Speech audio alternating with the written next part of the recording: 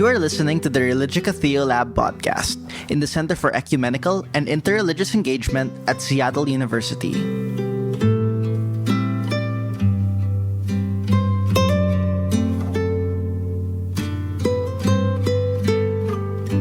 Welcome back to another Religica podcast. Wilton Littlechild has led a life of experience with law, politics, and athletics. He served a 5-year term from 1988 to 1993 in the Canadian Parliament as the first Treaty Indian member and has worked constantly to promote human rights, particularly in relation to Indigenous peoples. Take a listen.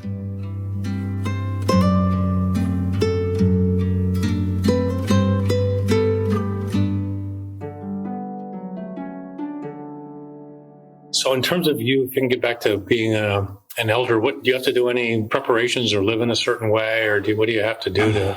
Well, mostly it's doing the ceremonies, just in the ceremonies, having meetings for people, with their daily problems, meeting with government officials, land rights and all this stuff. It's just people coming to you and looking for answers. So we meet and try to settle disputes. Onondaga is considered the capital of the Confederacy, and that goes back into this long story of my title.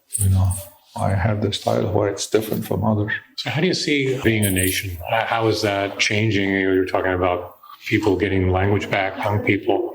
Is it strengthening? Is it what's happening sort of spiritually? Yeah, well, I think, it was just the scare of losing our elders who were brought up with the language, There's very few now. We just lost a woman who, and like I say, up in Canada, there's Onondaga speakers. So there's the languages, there's Onondaga, Mohawk, all the languages are all spread out throughout the Confederacy. But we have one of the speakers up there who just passed away, and I was helping the young teachers with the language. So that's a big issue. It's a big concern. The young people are stepping up, and now that we have a good form of writing, where everybody's educated through the public school system, just about. Now we're on a stress culture, language, songs, dances, and trying to get that integrated into the school. So we're getting battles from across the state. One's is they have their own curriculum, own standards, testing, all this stuff. How do we get our stuff in there to make good Haudenosaunee citizens? So do you think, cultural identity is getting stronger, though? I think there's been some fights back in the 70s and kind of here and there. But I think just the language itself is making the people stronger, where they have this writing system now that it makes it easier for those that can read it, write it. So it's coming good. Coming good. It's really good. We've got some young speakers coming up. And that's what we're battling with is not having it in the houses like it was. How do we get that back into the houses where the kids might be going to school, learning the language, but coming home and not reinforced at home? And I think that gap is lessening now. So we have adults that are understanding the language better through all the programs that we have. So all this funding that comes from the cigarettes, we have one small cigarette shop on the nation, and that provides for language classes, elder care, housing, and repair, security. We have a arena with a carpet and ice. I think its capacity is it's 2,000 capacity, maybe 1,500. We have that on the nation. Did you do what? An arena? Ice and hockey. Oh, I see. Hockey and lacrosse. Okay. Oh, the carpets, the lacrosse. Yeah. We used to just play outside, and then it got more expensive as more teams came in. So it was hard if you get rained out. It was hard on the team. So we kind of pushed towards getting some kind of a inside arena. So we decided to build our own. And we hosted the 2015 World Box Games. All right. It was quite an event. And all the 13 nations came in, all over France, England, Japan, Australia, Canada, U.S. So are they all tribal nations, or what does it mean? Well, these are national teams, Canadian national team, U.S. national team. We had our own team, Iroquois nationals. you know. And I was part of that. They founders of the league, you know, one of the first players. We started that back in the early 80s. The lacrosse. There's lacrosse, yeah. So now it became kind of political because now we were traveling to other countries on our own passport. We did our red card, what we call a red card, and that allowed us to go back and forth to Canada. And back in 1977, they said, we're going to have been invited to Geneva. And I said, well, we need our own passport. Look at that. And it says, well, what's it look like? Well, we've got a U.S., got a Canadian passport, copied what speculations are in there, and said, we'll make it our own. Wow. So is that what you use when you travel now? So I use when I travel. Not a U.S. passport? Not a U.S. passport. How many tribal nations have? Well, the whole lacrosse team was denied going into Japan a few years back, in 2010, because they wouldn't get, in England rather, they wouldn't accept our passport. But I've traveled to France, Italy, Bolivia, Canada. Here says this is the fantasy document. So I can use this just about all around the world as long as we get a visa and that country accepts us. One more, yeah. But I can't use this going across the border in Canada. Huh.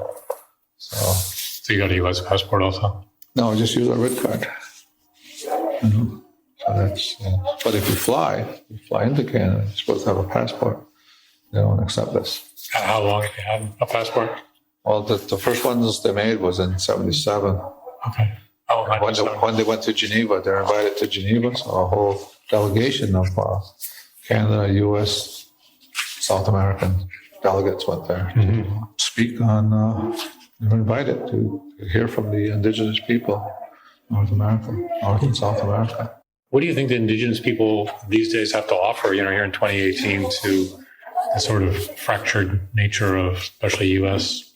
culture? I think what we've always been told about is the environment. We had this two-roll agreement with the Dutch in Albany, in that area at that time.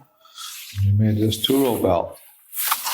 And it said, we'll travel down the river of life together, you in your boat, us in our canoe. And we won't pass laws against each other. You have your language, your culture, your ways, your songs. We have ours.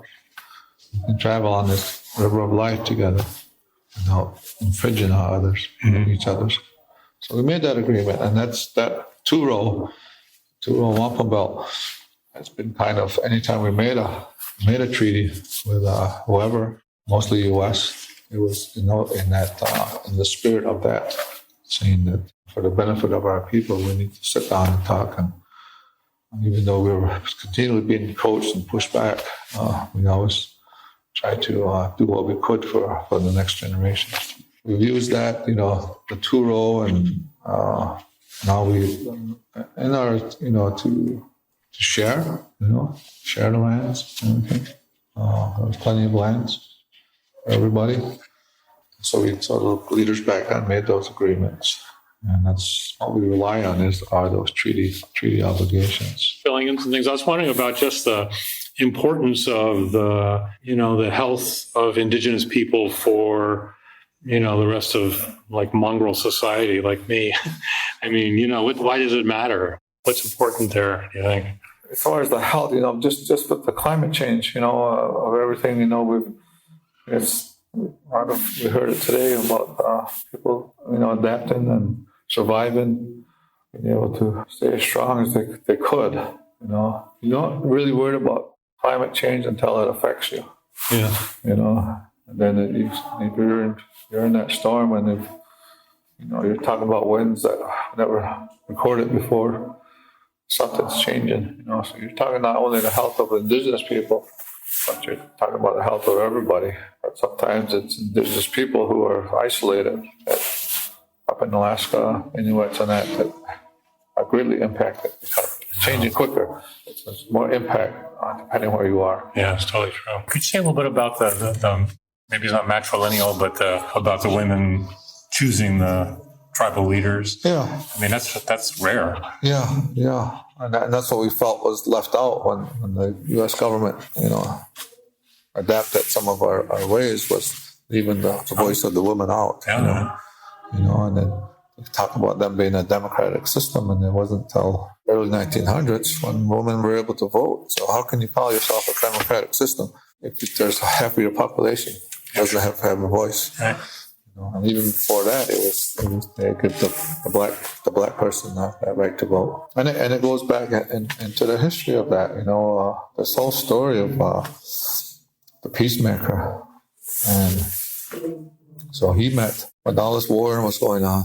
So there was just one woman that he met, and she would feed those men, that these warriors that are coming back and forth along this trail, and she would pretty much encourage them to keep that going. And he met her, and she tried to do away with him, and he outsmarted her. And in that process, she respected his power and his word and accepted that. So he said that at some time I'm going to call you when I get all of these other nations together. I want you to come, because she was the first one to accept that message of peace. So after... So another part of the story is when all the nations got together to come back, form an Onondaga, and address the Taradaho. So Taradaho was this evil person with a lot of power. Unless he accepted it, it would destroy. It would never happen in this area. So part of the bartering, I guess, is they said, well, if you accept this, and we did get him to hear. Says Onondaga would be the capital, and you would be in charge of bringing those. You have that responsibility of bringing the nations here to Onondaga. And so when he accepted, there was what they called Jukunsase, the first woman there. She came, and the peacemaker asked her, "You put the horns on these chiefs, on these leaders. It'll be your responsibility to take care of the families, the clans, the foods, and make sure, bring life, to take care of all the families. And you'll be the one who will choose the leaders of your nation." And that's where that started. Let me ask you, is there anything else you'd like to add, to whatever people may be listening out here, and then I'll take your leave. I think, it's how do you prepare for the kind of changes that we're in for, all depending on where and how you're affected. How do you prepare yourself for 150-mile-an-hour winds, tsunamis, the stuff that's happening, the ice melting? I don't know whether man has contributed or not, it's happening. And I don't think the world leaders are addressing that enough. I always say that, with all the things that are happening, I'm going to Puerto Rico and just stop wiping that out. That's where all money should be going to, not to making bigger planes and more and all that stuff, bigger weapons. Bigger weapons ain't going to solve the problems we're in for. We need to figure a way how are we going to help these other people that lives, they're getting swept off the earth. Yeah. Rather than say, we need bigger weapons and that'll solve the problem. I don't know what kind of thinking that is, that to think that's a solution to what's going on. And we have to bring those leaders to task, saying that this isn't going to help our future.